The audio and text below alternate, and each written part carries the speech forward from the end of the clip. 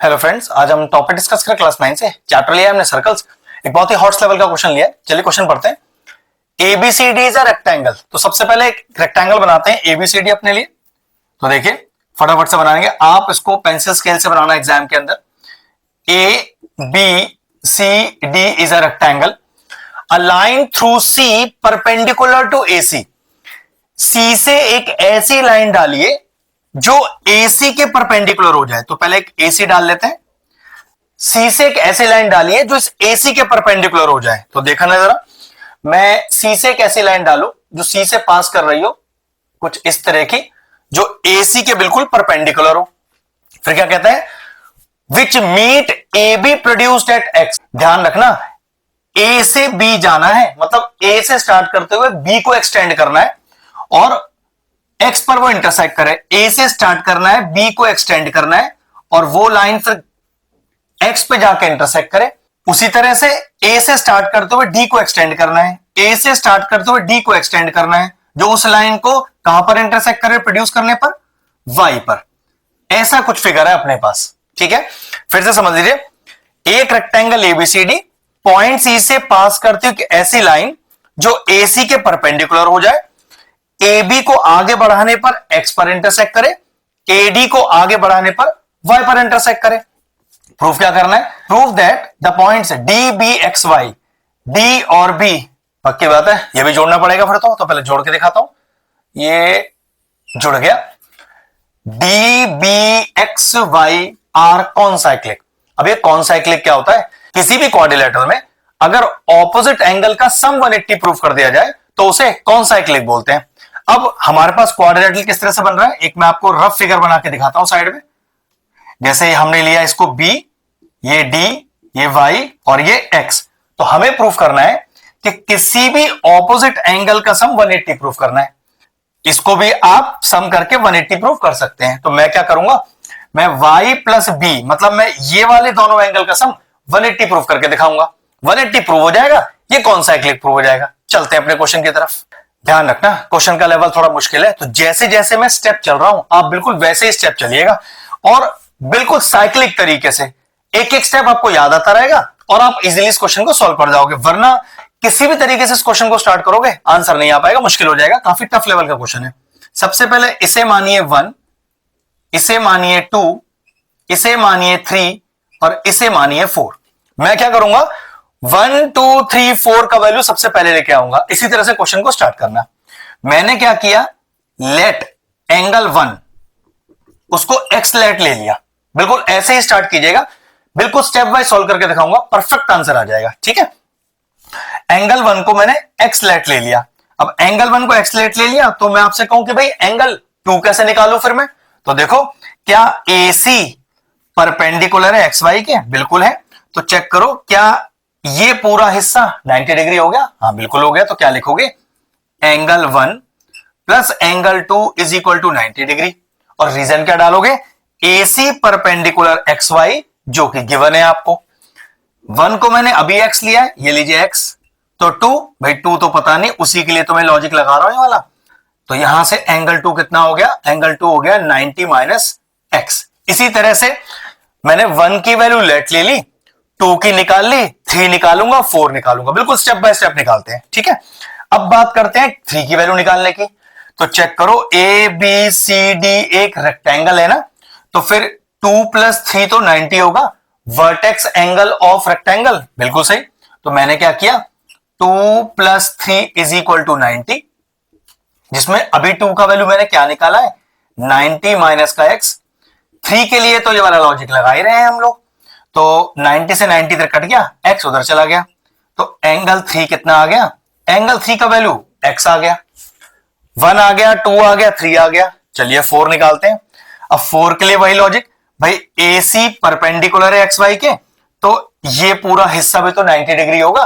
तो मैंने क्या लिखा, एंगल 3 प्लस angle 4 is equal to 90। Reason, AC perpendicular XY which is given. चलो 3 अभी निकाला मैंने x, 4 के लिए तो ये लॉजिक ही लगा रहे हैं हम। तो एंगल 4 का वैल्यू कितना आ गया, 90 माइनस का x। पहला कंसेप्ट ये है कि इन चारों वैल्यूज को आप पहले लेकर आए। अब क्या करना है, मुझे इस एंगल 5 का वैल्यू चाहिए, जो एक्चुअल में है तो डायरेक्टली 90 डिग्री। वो कैसे भाई, रेक्टेंगल है ना, तो ये पूरा एंगल तो 90 है, तो पक्की बात ये भी 90 होगा, लेकिन क्वेश्चन में ऐसा दिया नहीं ना कि एंगल 590 है, तो ये प्रूव करके दिखाएंगे। फिर 5 के बाद मैं निकालूंगा एंगल 6 का वैल्यू। तो चलिए पहले 5 के पास चलते हैं। 5 के लिए पहले यहां पर एक एंगल 7 भी डाल दीजिए, ठीक है। और हमने क्या लिखा, angle 5 plus angle 7 is equal to 180। Reason, linear pair. अब 7 तो 90 है, vertex angle of the rectangle, तो भाई 7 की जगह 90 लिख देंगे, 5 निकल आएगा अपने पास वहां से। बिल्कुल स्टेप बाय स्टेप बताऊंगा, ध्यान से कीजिएगा। तो ये 90 गया उधर, तो कितना आ गया, एंगल 5 आपके पास, एंगल 5 आ गया 90। अब DCY में, ट्राइंगल DCY में लगाइए एंगल सम प्रॉपर्टी और एंगल 6 निकाल लीजिए। तो चलिए, in triangle DCY angle 4 plus angle 5 plus angle 6 is equal to 180। Reason, angle sum property of triangle. तो भाई देखो 4 का वैल्यू क्या है अपने पास, 4 का वैल्यू है 90 माइनस एक्स। 5 का वैल्यू क्या है, 5 का वैल्यू है 90। एंगल 6 निकालने के लिए ये वाला लॉजिक लगाया जा रहा है, इज इक्वल टू 180। चलिए, तो 90 प्लस 90 180, इधर भी 180, तो भाई ये तो कैंसिल आउट हो गया, माइनस एक्स चला गया उस तरफ, तो एंगल 6 का वैल्यू कितना आ गया, एंगल 6 का वैल्यू एक्स आ गया अपने पास। चलिए ठीक है, अब देखो मैंने आपको शुरू में क्या बताया था, हमें क्या प्रूफ करना है, हमें कौन साइक्लिक प्रूफ करना है। तो मैं आपसे कह रहा था कि मैं एंगल इस y को और इस b को मिला के 180 प्रूफ कर दूंगा। तो एंगल y तो अकेला एंगल 6 है, लेकिन एंगल b अकेला नहीं है, उसमें दो एंगल अटक रहे हैं। कौन कौन से, एक 8 और एक 9। तो एक्चुअल में मुझे आंसर में प्रूफ क्या करके लाना है, मुझे लाना है 6 plus 8 plus 9 is equal to 180। अगर मुझे इसे कॉन्साइक्लिक प्रूफ करना है, तो ऐसा मानो कि 6 का वैल्यू तो मैं आपको निकाल के ला चुका हूं, अब 8 और 9 का वैल्यू चाहिए, ठीक है। सो ये बात बन जाएगी, 8 और 9 का वैल्यू और निकाल दूंगा, एडअप कर दूंगा, गारंटी है 180 आ रहा होगा। अब सोचो कि मैं ये 8 कैसे लेके आऊं, ध्यान से देखो, 8 और 2 दो ऐसे एंगल हैं जो दो डिफरेंट ट्रायंगल में आ रहे हैं। अगर मैं किसी तरह से 8 और 2 को बराबर प्रूफ कर दूं, तो क्योंकि 2 तो मेरे पास है, ये रहा 90 माइनस एक्स, तो 8 भी आ जाएगा। अब ऐसे दो एंगल बराबर करने का तो कोई लॉजिक है नहीं, लेकिन आप इसे सीपीसीटी लिख सकते हो अगर दो ट्रायंगल कॉन्ग्रुएंट कर दिए जाए।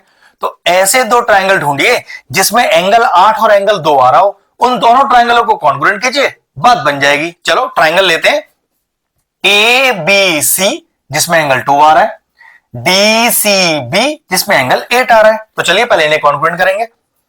इन triangle A B C and triangle D C B and triangle D C B. और देखो हमारे पास कोई ऐसी तीन चीजें हैं जिससे ट्रायंगल कॉन्ग्रुएंट हो जाए, तो देखो चेक करो, ए बी डी सी के बराबर opposite sides of the rectangle, नाम का ऑर्डर भी चेक करेंगे, ए बी और डी सी, बिल्कुल सही।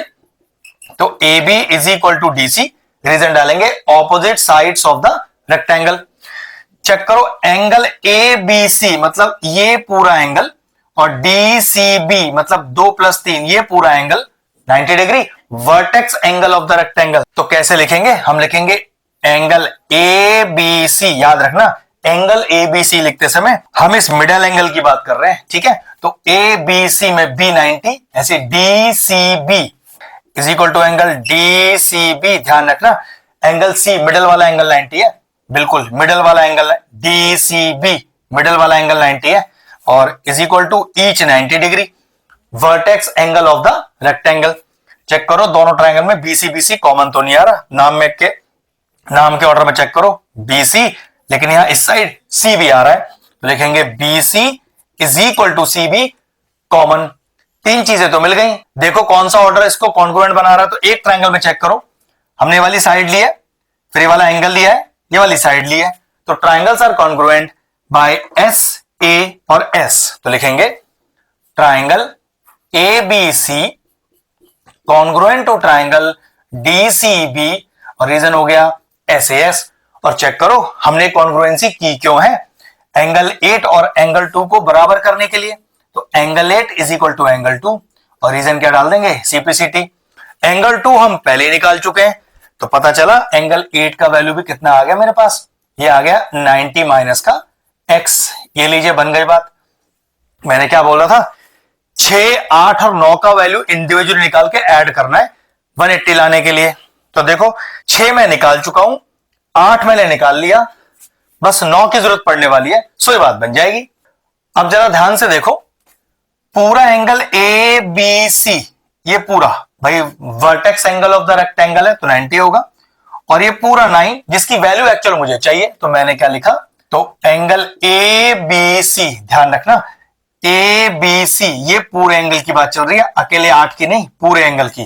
तो ये A B C plus angle 9 is equal to 180। Reason क्या डालेंगे, लीनियर पेयर, भाई ये पूरा एंगल प्लस ये पूरा एंगल मिलाकर कितना 180। लेकिन ए बी सी ये तो पूरा का पूरा 90 है, vertex angle of the rectangle 9 निकालने के लिए ये वाला लॉजिक लगाया जा रहा है। तो कितना आ गया एंगल 9, लेके जाओ 90 को उस तरफ, तो एंगल 9 भी कितना आ गया 90 डिग्री। चेक करो, जिन 3 एंगल्स की मुझे रिक्वायरमेंट थी वो तीनों आ तो नहीं गए, 6, 8 और 9, फिर इन्हें ऐड ही तो करना है। तो 6 मेरे पास है, इक्वेशन 1 मान लेता हूं, 8 मेरे पास है, इक्वेशन 2 मान लेता हूं, 9 मेरे पास है, इक्वेशन 3 मान लेता हूं, और तीनों को ऐड कर देता हूं। तो मैंने लिखा एडिंग इक्वेशन 1, 2 एंड 3। तो LHS जोड़ो इनके, LHS में लिखा है 6, 8 और 9, 6, 8 और 9। अब जरा इनके RHS भी जोड़ लो। तो इसका पहला RHS है x, दूसरे का RHS है 90 माइनस x, और तीसरे का RHS है 90। जरा जोड़ना है ना, तो x से x चला गया, 90 प्लस 90 180। तो मैंने प्रूव कर दिया कि ऑपोजिट एंगल का सम एक क्वाड्रिलेटरल में 180 के बराबर है। Therefore the points D B X Y are concyclic. Question finish हो गया। एक बहुत ही शानदार लेवल का क्वेश्चन था, हॉट्स लेवल का। अच्छे से इनकी प्रैक्टिस कीजिएगा, और जिस तरह से मैंने इस क्वेश्चन को स्टार्ट किया आप बिल्कुल उसी तरह से स्टार्ट करना। कोई और तरीके से स्टार्ट करोगे तो फिर आंसर बीच में फंस जाएगा। अगर इस तरह के और इंटरेस्टिंग वीडियोस देखना चाहते हैं तो चैनल की प्लेलिस्ट में जाएं, वहां सर्कल चैप्टर की सेपरेट प्लेलिस्ट बनी हुई है, वो प्लेलिस्ट में एंड स्क्रीन में भी डाल दूंगा, और सारे इंपॉर्टेंट चैप्टर्स की प्लेलिस्ट के साथ जाके उन्हें भी चेक कर लीजिएगा। एक शानदार सा हॉट्स लेवल का क्वेश्चन फिनिश हो गया। वीडियो फिनिश करते हैं।